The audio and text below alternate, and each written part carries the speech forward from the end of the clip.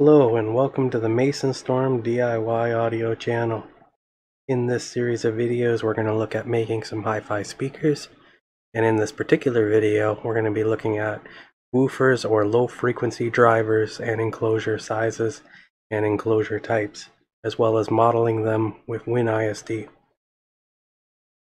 WinISD only runs on Windows.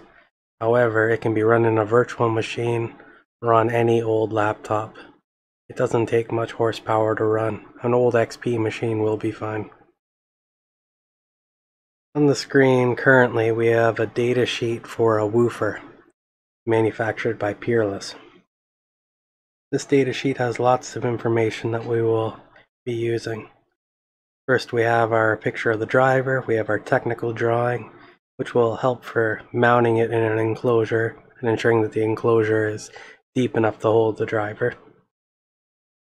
This measurement over here from the frame to the shroud is handy for wanting to mount the driver so that it is flush with the front of the enclosure, and that can just be routed down to ensure that it doesn't protrude past.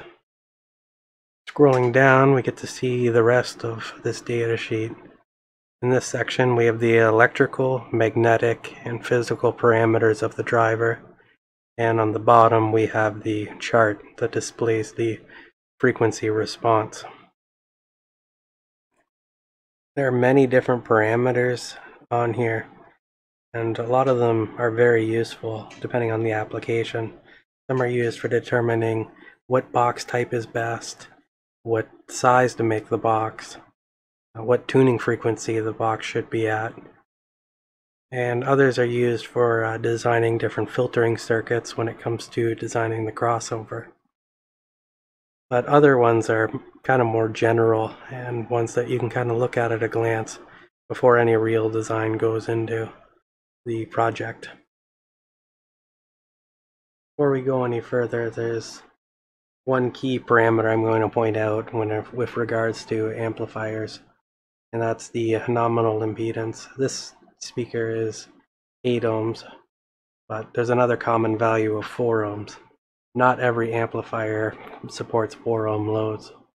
In the case of some amplifiers, some Class D amplifiers specifically, it can have additional levels of distortion. In other amplifiers, it may simply run warmer than intended. So check the manual of your amplifier to see if it supports 4 ohms, and if it doesn't, just don't turn it up to 11. Sensitivity is another parameter that's very important, but the best place to see that is on the actual chart, because this gives us our sensitivity at every frequency that the driver can be used at. The general goal when designing speakers is to have a sensitivity that is the same at every single frequency that humans can hear. But that is very hard to do in reality. Even with many drivers, this is still incredibly hard to accomplish. And for added difficulty, when sticking a speaker in a room, it will sound different. So typically, speakers are measured with a lowest frequency and highest frequency under a given tolerance, like 40 to 20,000 hertz, plus minus 3 decibels. However, plus minus 3 decibels is a very large range when it comes to audio, and it is for this reason that even two speakers with the same rating can sound different. When I look at a chart like this, first things I look at is how big is the band that I can use the driver. In this case, probably from about 40-50 hertz to like 800-ish. My general goal is to have most of the band within 1.5 to 3 decibels of everything else.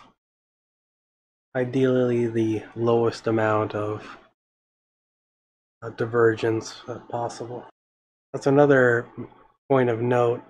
There's 1 or 2 jaggalies in the band that you want to use it in, but the rest of it is fine. it's possible to use a notch filter in the crossover to get rid of it. So then you can make the decision whether you want to use that driver or select one that doesn't have that type of artifact. But just know that some jagginess can be altered with crossover design.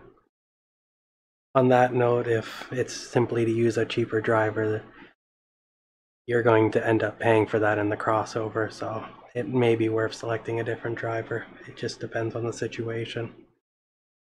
This point right here on the chart, where the impedance spikes, is known as the resonance frequency, which in this case is 33.3 Hertz. Important not to drive your speaker too hard below its resonance frequency, and well, it's actually better to avoid running it to begin with, as it can cause destruction in the driver. We look at our speaker up here. There are two parameters, the X lim and the X max. When the speaker moves to the maximum amount it can coming out of the magnet, that's the X max. And when it moves till it bottoms out, or goes in as far as it can, that's the X lim. The total of two is the linear excursion. What can happen when the speaker is driven below its resonance frequency too hard is the voice coil can come out of the magnet, and when that happens, there's no impeding force against the voice coil, so it acts as if it's just a coil of wire, and the current will increase and can cause the voice coil to overheat and result in the destruction of the speaker. The level of power needed to cause a destruction by overextrusion could be far lower than what the rated watts that the driver is designed for. And that's because the way that they come up with the rating for maximum power handling is based on a noise test. And in that case, it's more of a thermal limit than a maximum power below resonance frequency or an overextrusion scenario. In many professional high-end music reproduction systems, they actually have filters on them that will prevent the speaker from being driven beyond its X max. Okay, moving on to the next phase, I recommend getting an idea of how big a speaker is physically compared to its net internal volume. Because of the wood thickness, the numbers will not be the same. As such, my suggestion is to either measure speakers you already own, or look up the spec sheets of speakers that you've seen before, either at a friend's house or at a hi-fi shop. So on the Klipsch website, I found this pair of bookshelf speakers here with a 1-inch tweeter and 4-inch woofer, 7.3, 5.75, 7.9. And then if we enter those into the DIY audio video website, it will tell us how many cubic feet the net internal is. It will also give us an option to choose different wood thicknesses. It also gives us the option to put in different displacement values to hold against it, because the driver itself takes away from the internal value. Same with the port on a ported system. The other nice part about this calculator is it actually gives cutout dimensions for boards based on different layout options. I selected another speaker on Klipsch's website, and this one is a floor standing speaker or a tower speaker. It's got 1-inch tweeter and dual 8-inch woofers, 43 inches by 10.9 by 17.5. Dual 8-inch, that's quite a bit bigger than most standard speakers that you buy at the hi-fi shop. And we enter that into our calculator here. We have 3.83 cubic feet. We'll be looking more into the driver displacement and the port displacement, as well as bracing displacement, on a following video that will deal more with the actual physical construction of an enclosure. But for this portion, we're mainly looking for cubic feet or if we switch to unit, the liters. This will kind of give us a mental image of how big a potential speaker would be. The program we're going to be using, WinISD. I have the download page for it right here. It's on the linearteam.org website, and this is our download link right here. After downloading and installing the program, run it, and you get a window that looks like this, and with the option to load a project or create a new project, and that's what we'll be doing. You select that, and it brings us up a window that will have all the different drivers that are already configured and stored inside the program. Most of the time you'll have to enter in your own driver, because I don't think this database is that up to date by any means. So let's enter in that driver quickly. One thing to note is not every spec sheet's going to have every single specification that the program asks for, but enter in as many as you can and the program will generate the rest.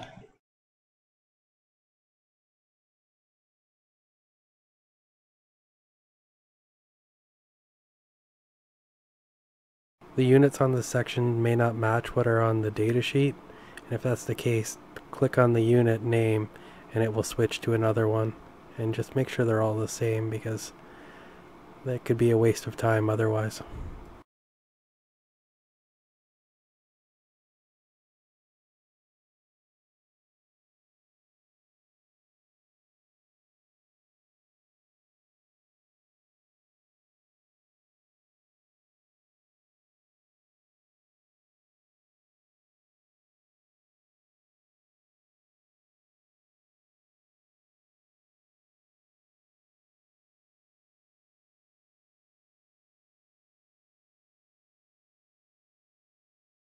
Also, my spec sheet doesn't have the Xmax or Xlim, but it does have linear extrusion, and I simply divided that by 2 and used half the value in each.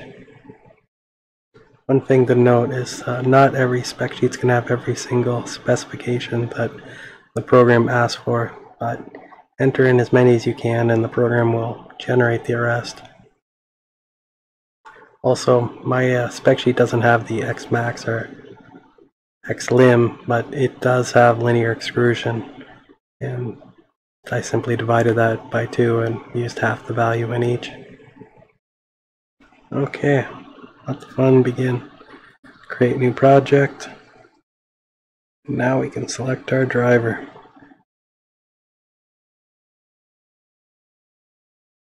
We're using 1. And we can do our sealed, vented 4th or 6th order bandpass. The 4th and 6th order bandpass are more for subwoofers and won't be used in HiFi applications typically. A lot of car guys will know what those are about, but let's just start with a closed box, which we can do because this driver works either way, because it has a EBP of 58.4. The EBP, if you ever want to calculate it outside of the program, just take the FS and divide it by the QES. It's actually a nice little calculator on the DIY audio and video website. I know I keep bringing up this website, but I don't actually have any affiliation with it whatsoever, just for a point of reference. It's just very handy and has a lot of the necessary tools for making speakers. Anyway. So we'll hit next, 707. That's a very good number to use for a sealed enclosure. And we'll hit create. And there we go, we have our modeled speaker. So now if we go down to the box, we can see that it recommends 2.777 cubic feet, which is a little bit smaller than that clip speaker we were looking at before. Kind of as a general guideline, probably 1.5 to 4 cubic feet is a good size for floor speakers, and 3/4 of a cubic foot and smaller for bookshelf. The cursor can be dragged on the line and it will tell us different values. For instance, one of the ones that's typically looked at is the -3 dB, which is, on this case, it's 47.64. So if we change the volume on here, we can then measure the -3 and see how much it changes. Just change it to 1 cubic foot.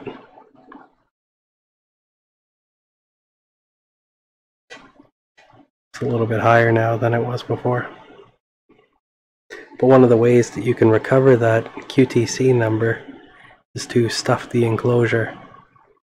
In sealed speakers, stuffing them with polyfill or wool or other materials can actually change the QTC value by affecting the QA of the enclosure.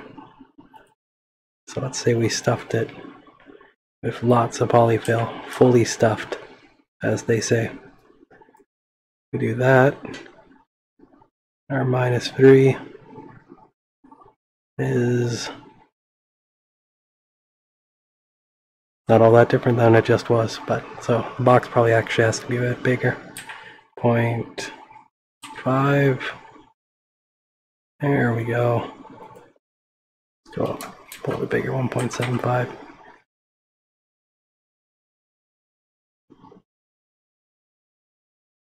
Yeah, that recovered quite a bit.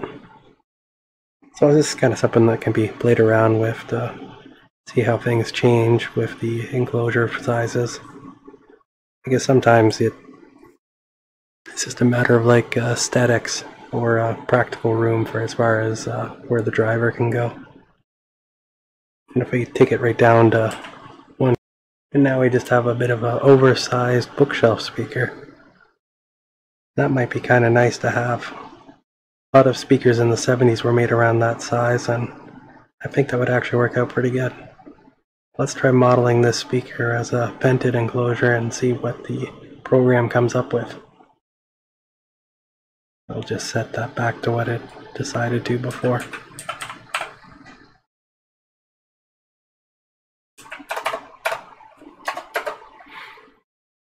And here we go. Fearless. This thing. Vented. And it comes up with several different arrangements, and I think our best bet's actually to model them all, so I'll do that quickly.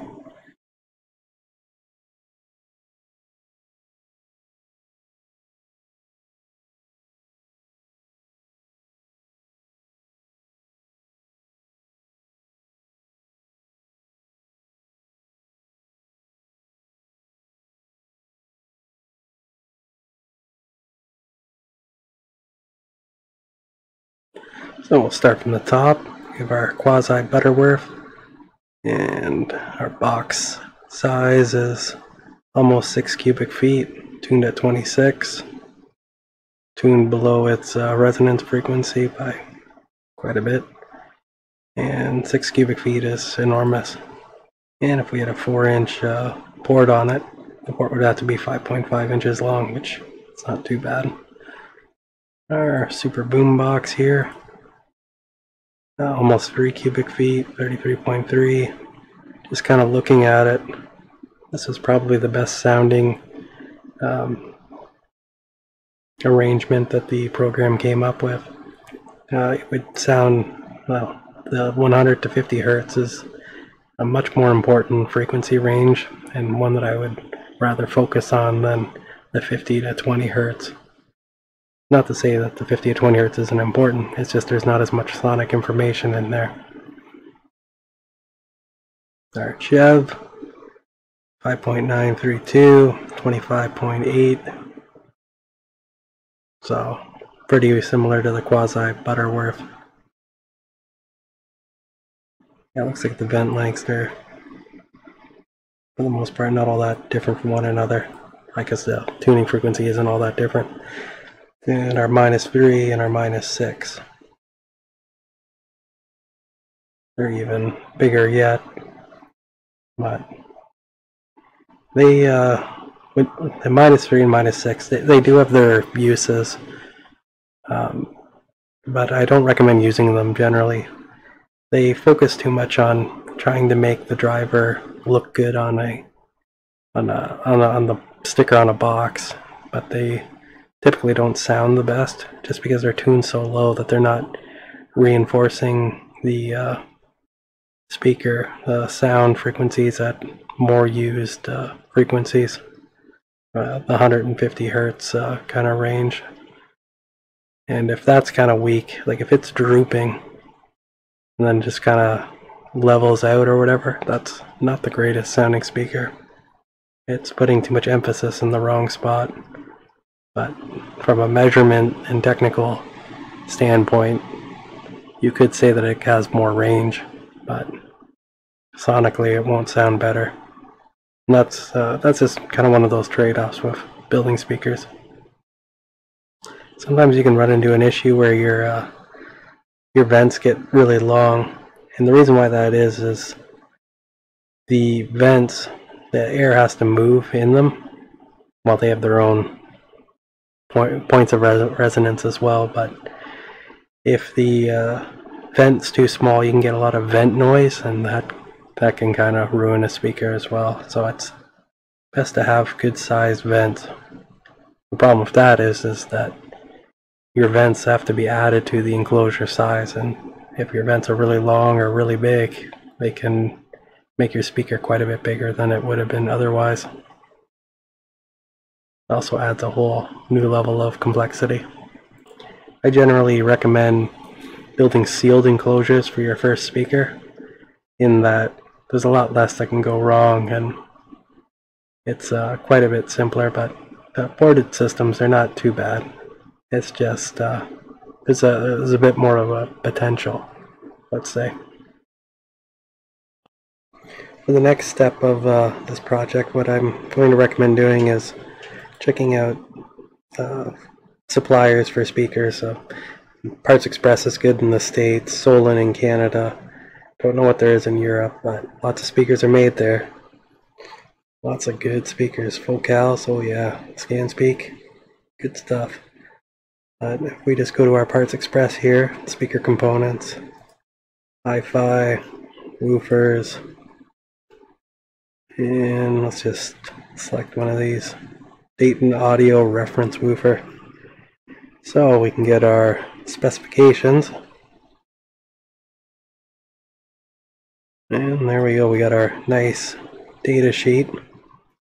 But something else that they have is the Basebox Pro recommended specifications for enclosure design. This is something to look at quickly. I would still recommend modeling it in WinISD to kind of fine-tune your enclosure, but just between looking at the data sheet and looking at the Basebox Pro recommended, you can kind of decide whether or not you want to use a driver or not, or at least whittle down your choices quite a bit.